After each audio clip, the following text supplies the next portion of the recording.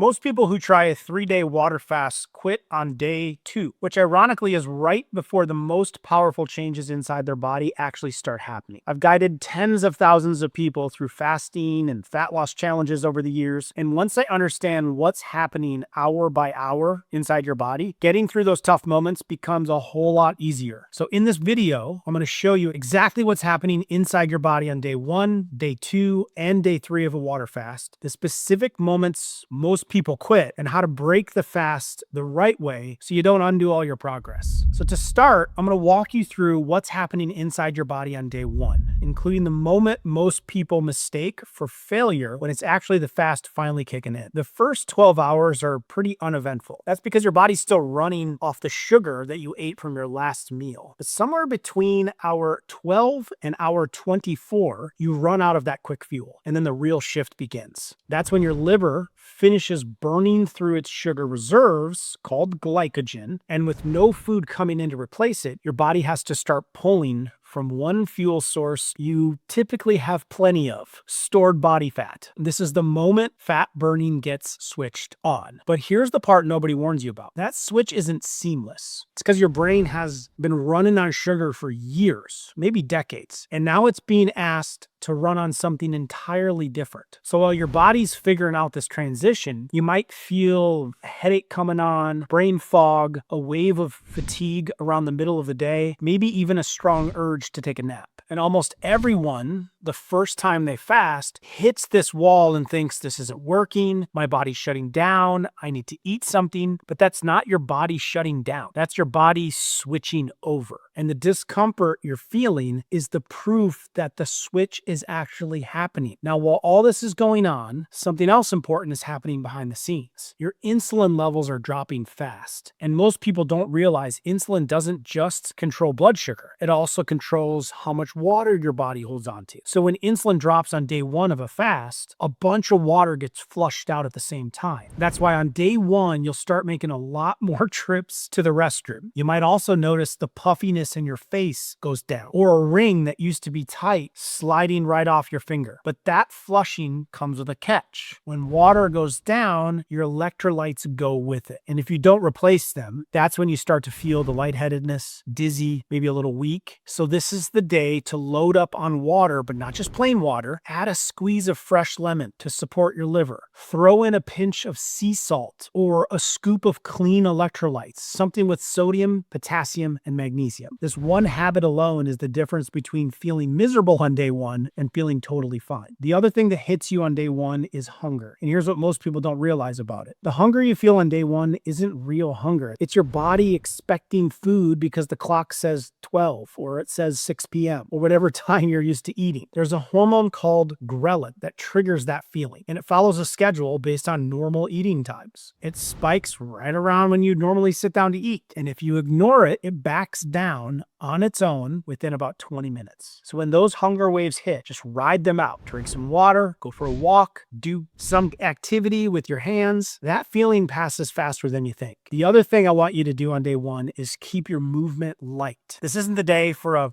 hardcore workout or a long run. Your body's already working overtime, making the switch to fat for fuel. Adding intense exercise on top of that just stresses the system out even more. Instead, go for a walk, do some stretching. Gentle movement like this keeps your blood flowing and actually speeds up the whole process of getting into fat burning mode. Now, if you've been living on sugar and caffeine and processed foods leading up to this fast, your first day is going to be a little tougher than someone who eats clean. That means the headaches will likely be a little sharper, the cravings might hit harder, and irritability is probably almost guaranteed. That's because all those things, the sugar, the caffeine, the chemicals, they get stored in your fat cells. And the second you start tapping into those fat cells for fuel, all that gets released back into your system. But hang in there, because by the end of day 1, you've already done something most people never do in their entire lives. You've successfully flipped the switch from being a sugar burner to being a fat burner. And what happens next is where the real magic starts. So let's move in to the second 24 hours. Day 2 is where the fast separates the people who quit from the people who transform. At this point, your liver has now taken over as your fuel factory, and it's pulling fat out of your fat cells and converting it into something called ketones, which are a cleaner burning fuel than sugar. You can think of running on sugar like burning wood in an open fireplace, and running on ketones like burning a clean gas flame on your stovetop. One leaves behind a pile of ash and soot, the other one burns clean. Meanwhile, your brain is going through its own withdrawal. That's because your sugar lights up the same reward centers in your brain as cocaine does in a drug addict. And that is not an exaggeration. That's what the research actually shows. So when you cut sugar, especially cold turkey, your brain starts going through a real chemical withdrawal. You might feel low, you might feel anxious, you might feel irritable for no reason at all. Just know this part is temporary. Now, while your brain is adjusting, the most important thing happening inside your body kicks in. It's called autophagy. Autophagy is the most powerful anti-aging process in your body. It's so powerful that the scientists who discovered it actually won the Nobel Prize in medicine for it. Here's what it does. Every day your body accumulates damaged cells, broken proteins, and worn out parts inside your cells that should have been cleared out a long time ago. When you're constantly eating, your body's too busy digesting to deal with any of the excess scraps. But when you stop eating, cleanup, autophagy kicks on. Your body starts going through all of that buildup and either recycling it into something useful or clearing it out completely. Imagine if you never took the trash out of your house for years. Autophagy is your body finally taking out the trash. It targets what scientists call zombie cells. These are cells that should have died a long time ago, but instead they just sit there pumping out inflammation and damaging the healthy cells around them. Zombie cells are one of the biggest drivers of why people feel old, why their joints hurt, why their skin loses its glow, why chronic disease takes hold, and a long enough fast tells your body to go after it. Now, the other big shift on day 2 is your hormones start resetting. Your insulin has been a bully on the playground for years, drowning out every other hormone trying to do its job, controlling the narrative. But with no food coming in, insulin finally takes the day off. The bully doesn't come. And with it out of the picture, the hormones that actually drive fat loss can come out and play. Leptin starts working again, the hormone that controls how your body stores and releases fat. Your growth hormone surges. That's the one that protects your muscle and burns fat at the same time. And your cortisol, which has been spiking every time you eat, finally levels out. That's why a fast doesn't just burn fat in the moment. It actually changes how your body handles fat going forward. Now, there's another shift happening on day 2 that you do need to be prepared for. When your body burns through fat, it doesn't just release energy. Like I said, it releases everything that's been stored inside those fat cells for years. Pesticides, heavy metals, chemical residues from plastics and personal care products. And on day 2, as your fat starts breaking down at scale, all that gets dumped back into your bloodstream so your liver and your kidneys can process it out. Some research has found that toxin levels in your blood can jump by as much as 80% during this kind of fat breakdown. That's why a lot of the rough symptoms on day 2,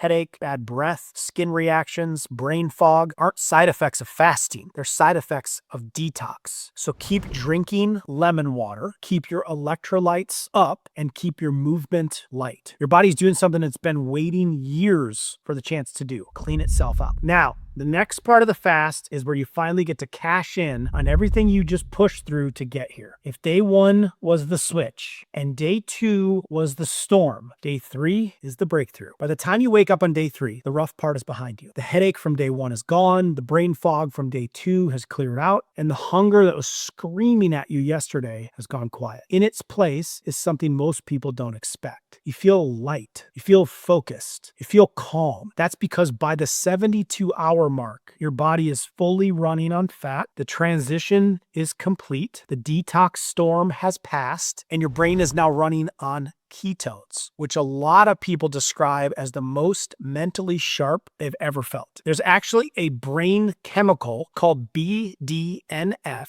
that surges when you're running on ketones. I like to call BDNF the miracle grow for your brain. That's because it helps grow new connections between neurons, protecting against age decline in things like recall and focus. And some research has shown it can jump by nearly 50% at this this point in the fast. That's just one of the things happening inside your body on day 3. In addition, the work that started on day 2 is now hitting its peak. The autophagy that kicked in yesterday, it's now running full throttle. Researchers actually mapped this out at the molecular level, and they took blood samples from people doing extended fast and tracked thousands of different proteins. What they found was that the biggest, most powerful changes inside the body don't happen on day 1 or even day 2, they happen on day 3. In other words, your body has a built-in upgrade sequence, and it only fully unlocks at the 72-hour mark. This is also when something incredible starts happening with your immune system. A landmark study out of USC found that around the 72-hour mark, the body starts clearing out old, damaged immune cells and producing brand new ones from stem cells in your bone marrow. The lead researcher actually said fasting cycles like this can essentially generate a brand new immune system. That's not a metaphor. Body is literally building its defenses from scratch. And for anyone over 50 whose immune system has been naturally declining for years, that's one of the most powerful resets you can get without spending a dime. There's also something happening within one of the most valuable hormones in your body that nobody talks about. It's called human growth hormone, HGH for short. This is the hormone that bodybuilders pay thousands of dollars a month to inject. It builds muscle, burns fat, it repairs tissue, and is one of the biggest drivers of how young you look and feel. The problem is that after 50, your body produces less and less of it every year, which is a major reason why people gain weight, lose muscle, and start to look and feel older in their 50s and 60s. But on a 72-hour fast, your HGH levels skyrocket. Research shows HGH can spike 5-fold in men and as much as 14-fold in women just during a 24-hour fast. And those levels keep climbing the longer you go. This is the same hormone that's actively protecting your muscle while you fast. A lot of people are scared they're going to lose muscle when they go 3 days without food, but the science actually shows the opposite. The HGH spike is what tells your body to hold on to its muscle and burn fat instead. That's why people who fast properly come out of it leaner, not weaker. Now, while all this is happening on the inside, what you're going to notice on the outside is something most people don't expect at this point in their lives. Joints feel better. Your face looks less puffy. Your eyes look clearer. Your stomach looks flatter. You sleep deeper than you have in months. And there's a confidence that comes with knowing you just pulled off something most people would never even attempt. 3 days ago, your body was clogged with inflammation, swimming in stored sugar, dragging years of toxins around with it. Today, it's running cleaner than it has in years without a single supplement, prescription, or doctor's appointment. Now, this next part is where most people undo everything that they just spent 3 days building. And it happens in the first few hours after the fast ends. Your body is in one of the most sensitive states that it'll ever be in. Your digestive system has been resting for 72 hours. Your insulin is sitting at its lowest point in years. Your fat-burning hormones are still elevated. And whatever you put in your mouth first is going to either lock in everything you just earned or wipe a huge chunk of it out. So we need to do this right. The biggest mistake people make is treating the end of a fast like the end of a diet. They go 3 days without food, and the second the clock hits 72 hours, they sit down to a huge meal. Pizza, burger, pasta, stack of pancakes. And what happens inside their body is brutal. Their digestive system, which has been resting for 3 days, gets slammed with food it isn't ready to handle. Their insulin spikes back up to where it was before the fast, and the fat-burning hormones that were still working in the background get shut off. The autophagy that was still clearing out damaged cells slams to a halt, and the inflammation they spent 3 days clearing out comes flooding right back. The first thing you want to put in your body when you break a fast is something warm, gentle, and loaded with nutrients that your body can absorb without working hard for it. The best option is bone broth, loaded with collagen, amino acids, and minerals that your body's been craving, and it wakes up your digestive system gently without spiking your insulin or shocking the system. Start with 8 to 12 ounces. Then wait at least 30 to 60 minutes. Give your body time to register that food is coming back in before you add anything else. After that first hour, you can move on to soft, easy to digest foods. Think a couple of hard-boiled eggs, half an avocado, or think some steamed vegetables.